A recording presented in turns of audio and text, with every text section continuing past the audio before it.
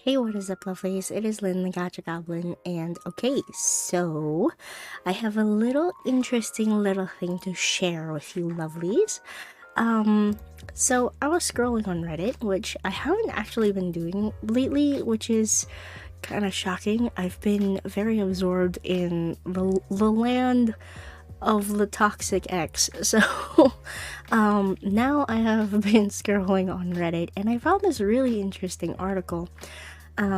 So here, let me share my screen. So this was a post made by So so they say, so the game generated about 1 billion US dollars sales in 1 year since launch. That is crazy. My brain can't even wrap around how much a billion is. And the fact that Love and Deepspace was able to generate about $1 billion. Okay, there are many things I want to kind of like touch upon in this little video here. First and foremost, $1 billion for this game. That is amazing. I am actually very happy that that is the case. I just wish, I'm a broken record at this point. I just wish that they would listen to their player base a little bit more, or at least be more open about communication with their player base in terms of like, I don't know, addressing a lot of the concerns that the community has. That's just my opinion. That's just my opinion. But for a $1 billion company, I would expect that would be the bare minimum. But I think, to be perfectly honest, okay, the more money a company makes, it is more likely that they are less involved with their players. And I'm starting to see that this is probably a toxic trait of paper games.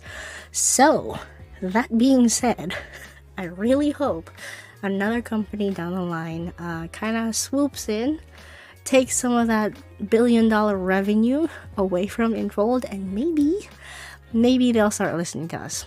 That being said, let's move on.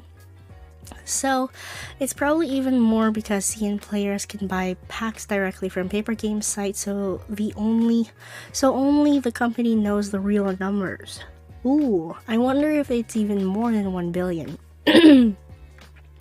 We'll only know them if they release a financial report, which I really don't think they're gonna announce any sort of financial report, not unless they were in like legal trouble in any like frame, any kind or whatever, because we all know that they're not really the type of company to be open to their player base about these kind of things, not unless it involves leaks and or any legal action that must be made or something. Okay, and this doesn't count all the sold out merchandises and events. This is true. So as a global player, we don't really see any events or like official events that are being held here in the US.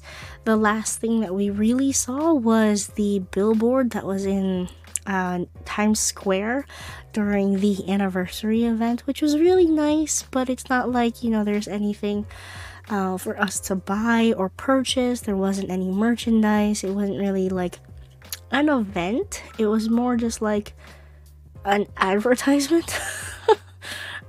So yeah, I don't really think that actually counts, but the CN lovelies get a lot of maybe pop-ups, or they get official places where they can buy merchandise or whatnot, which is really, really nice for them. I am happy for the CN players. I just wish that it would be released globally, because there are so many people who love this game, and it is kind of becoming more mainstream, which is quite shocking. Mainstream in the gacha space, you know what I'm saying? So that is quite interesting in that front. The company is making bank, lol, which is so true. Clearly Infold is making some sort of bank here, because come on, that is $1 billion, guys. That is more than 1 million, and my brain can't even really wrap around 1 million, So, let's continue on with the article. So, the article was posted on Shine News. Now, I was really curious about like what Shine News actually is. Looks like they're really highlighting Silas's birthday, and there's another article here, kind of just showcasing different aspects of the game, things that people also take part in outside of the game and in just the community and whatnot. Now, I have gone ahead and I actually read the first two articles here. So this link and this link, they're both written by the same person. So this one is the second link, and where is the first one? This one is the first link. So this one is the first link. It's written by Lu Feiran. Lu Feiran here. This is Lu Feiran, and these are the different articles that they've written before. Looks like, you know, they covered Love in Deepspace twice in the past 4 days, which is pretty frequent. That's a lot. And they just cover a lot of different topics concerning, you know, Chinese culture, and you know, it's interesting. And I was thinking to myself, I'm like, oh, what is Shine News anyway? I have no idea what Shine News is. I don't have any frame of reference as to how big this news article technically is in China. So I did the only thing a sensible person would do, and I kind of did a little research. I went to their about page, and get this, powered by Shanghai Daily. Hold on. I am covering. Maybe I should just okay. I'm gonna take myself out of the screen. Okay, here we go. Powered by Shanghai Daily, the largest English language newspaper in East Asia, is a new digital media product providing readers with breaking news, in-depth opinions, and insightful analysis about Shanghai and China. Launched on October 1st, 1999, Shanghai Daily is a member of the Shanghai United Media Group. It's the first local English language daily newspaper on the Chinese mainland and is primary source of information for English readers in Shanghai and the Yangtze River Delta region. So I would assume that Shine News is actually pretty big in Shanghai. For anybody who is maybe a foreigner in Shanghai who would like to read an English news article, news magazine, or you know, a place where you can find the news, which is pretty cool. And they covered Love in Deepspace, which is, of course, very interesting. Now, we're not gonna go through these articles in depth. We're not gonna read through them. They aren't that lengthy, but I will cover some of like the main points in these little articles. So first and foremost, let's go over this post here. So this post, Cupid's arrow goes digital better than any real man I've ever met. So basically this is the author here talking about, you know, how it was Silas's birthday, what the game basically has, its influence on the Chinese females around in Shanghai, basically. And also they interviewed somebody who was a foreigner who enjoys playing this game.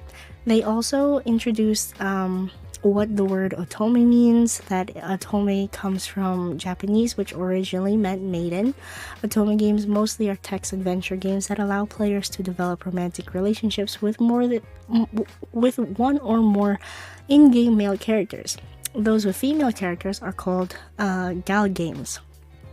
Now, we have to understand that it is important to explain what an Otome game is, because in the realm of dating sims, there are different subgenres to each kind of game, and it is pretty clear just by the way that Love in Deepspace is set up that it's technically meant to be an Otome game, even though it's not explicitly said so on their gaming page on like Apple or at the Apple Store or the Google Play Store.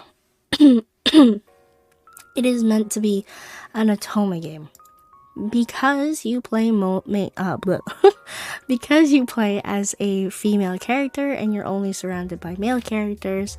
It is therefore automatically classified as an Otome game.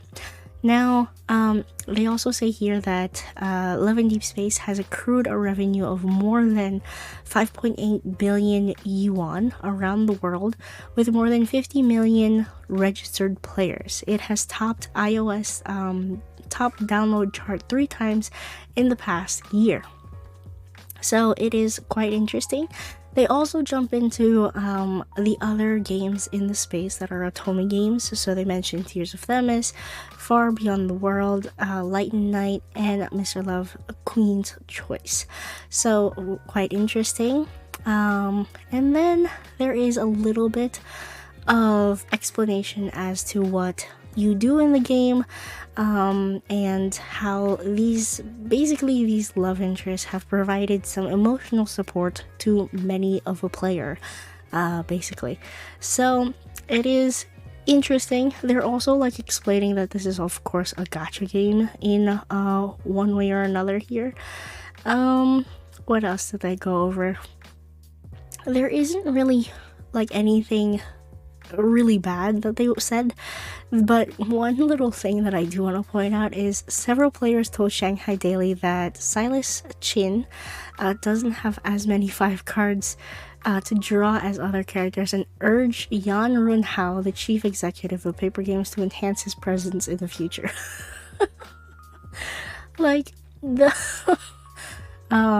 it is so funny.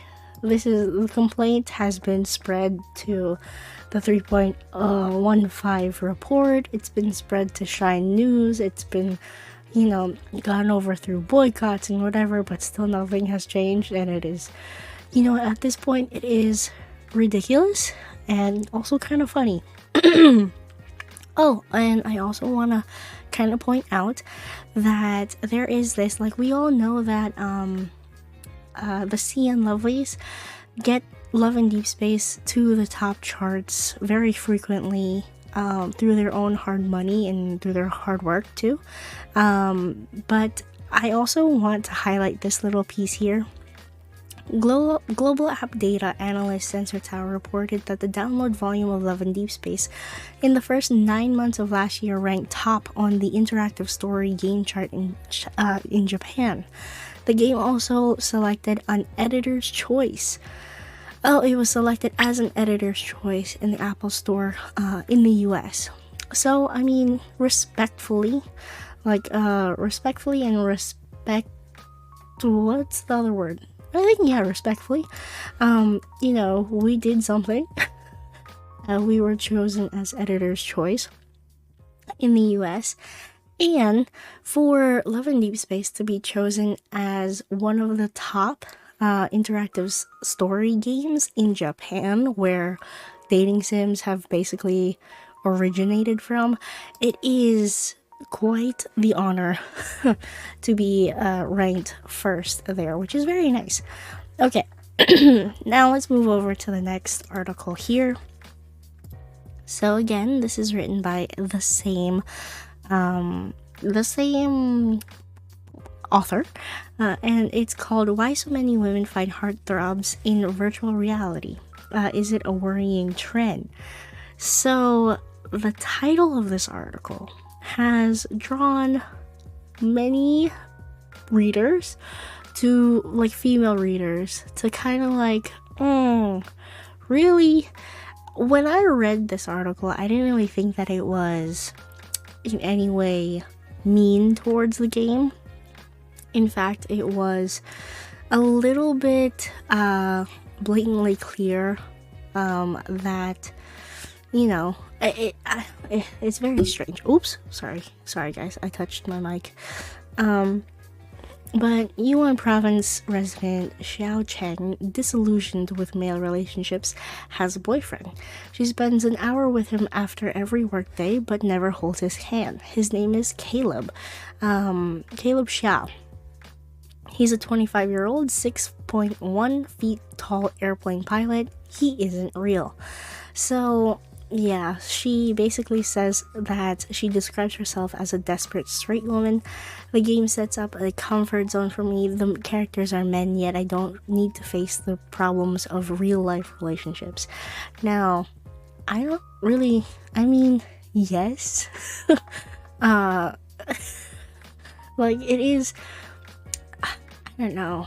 Like, the title of this article is implying something here. Like they're implying that there's something wrong with, I don't know, maybe like the Chinese community, both men and women. How come they're not getting together, and instead, women are turning to a virtual game where they prefer to talk to virtual men as opposed to real men. I mean, from an outside point of view, who knows nothing about the gaming space and who knows nothing about, dating sims, gooning, and all of those things, it can seem worrying, right? But because we're in this space and we're constantly barraged by all of these opinions from other people saying that, girls who play Love in Deepspace have their expectations set too high for a potential partner. I can, it depends, okay? If you are a level-headed person playing Love in Deepspace, I know that you won't get affected by the parasocial relationships that can form with the characters. However, if you are maybe a very young individual who is playing this game, perhaps even, underage, playing Love in Deepspace can lead to having unrealistic expectations in a relationship, which that I can understand. It's like basically watching chick flicks growing up. You have a very, I guess, quote unquote, unrealistic image of what a heartthrob is supposed to be, or what love is supposed to be, and whatnot. However, that isn't everybody. You can't really chuck everybody into that kind of generalization, and I do feel like it's unfair to those who are very level-headed in this space when it comes to approaching Love in Deepspace. So that being said, we're just gonna continue down here. So look at this. This is Angelique. This is the first Otome game that was created in Japan. Clearly only for women to play. So this is the MC that you play, and then these are all of the men that you can romance in the story, and I'm guessing that this is the villainess. But fun fact, Otome games have been around for a very long time, clearly since this was made in 1994. A fun little fact, the first kind of quote-unquote dating sim that was released was actually released for men. It was only a men's kind of game. I forgot what year it was released in, but it was the first kind of game of its kind where it's more of a role play kind of situation where you have to build affinity with each of the love interests and whatnot, and you end up with a specific one based on a story that you follow and whatever. But I know that game actually had some explicit details in it because, of course, men wanted something that was stimulating. See, guys, they've been gooning way before in the gaming space than we have, but that is that. And then they just start talking about, there's what was the game? I think it was Tencent. This one, yeah, Tencent had created a female character that was suspected of being patterned by one of the game developers, and that caused backlash amongst the players, who complained that they were hurt because they felt like they were dating the character of another woman and unconsciously becoming a third party in the relationship.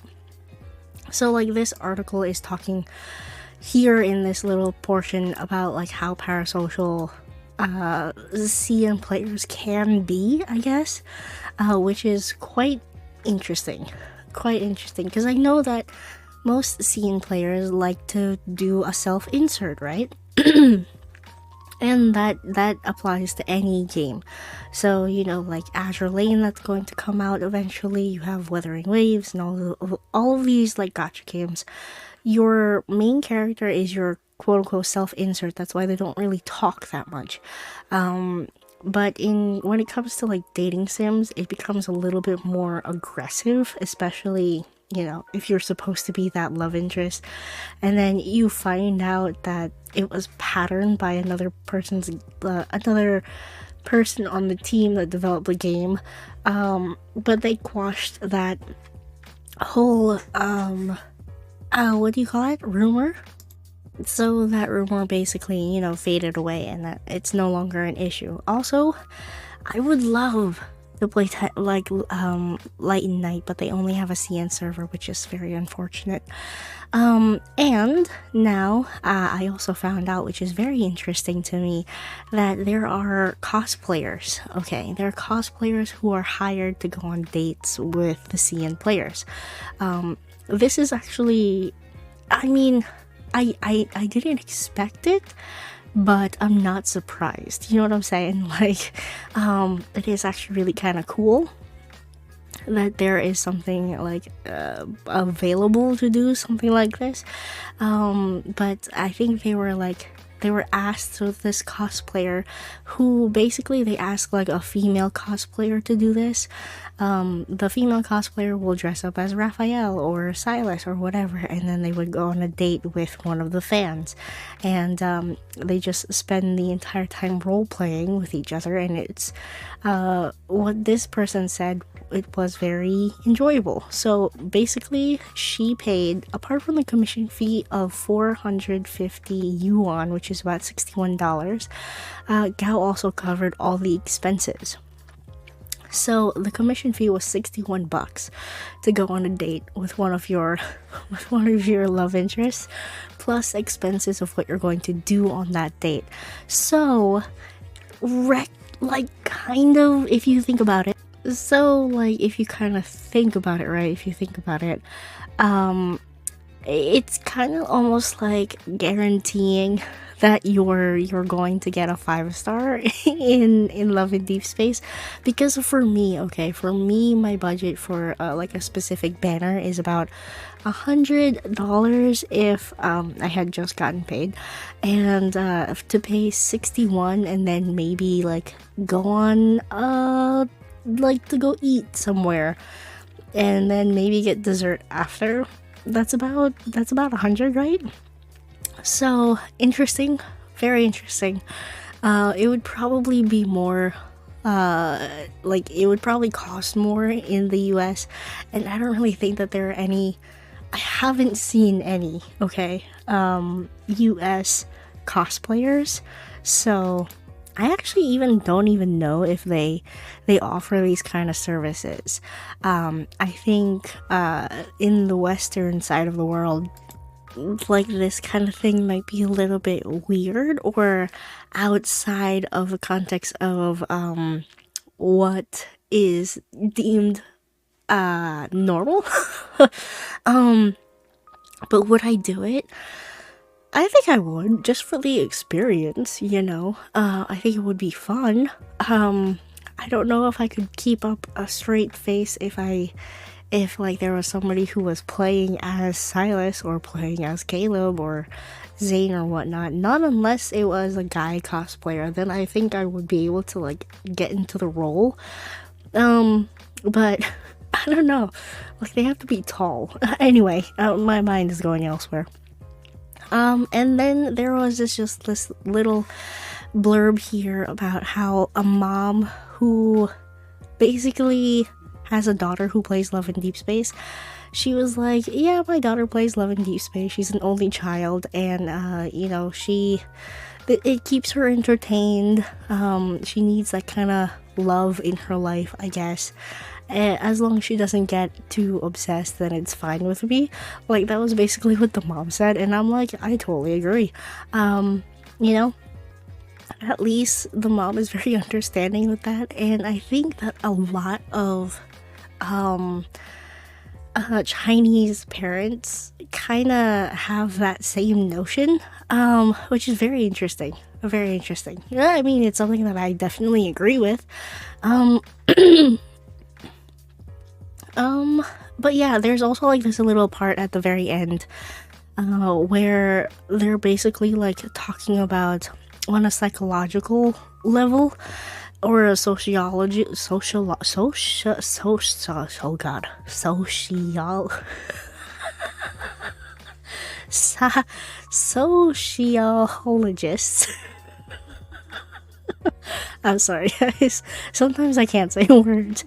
They're basically talking about how bad these kind of interactions are on a long-term scale. Basically, they're talking about how would it affect a person's like introspection into a relationship, and how bad would that be if they took themselves out of this fictional world and put them into like a real world situation. So I don't know, there is a lot of like touchy points in this article by this individual, and I think that they have quite some interesting takes here. Is it overall concerning that women are looking more towards playing games like this? I don't know.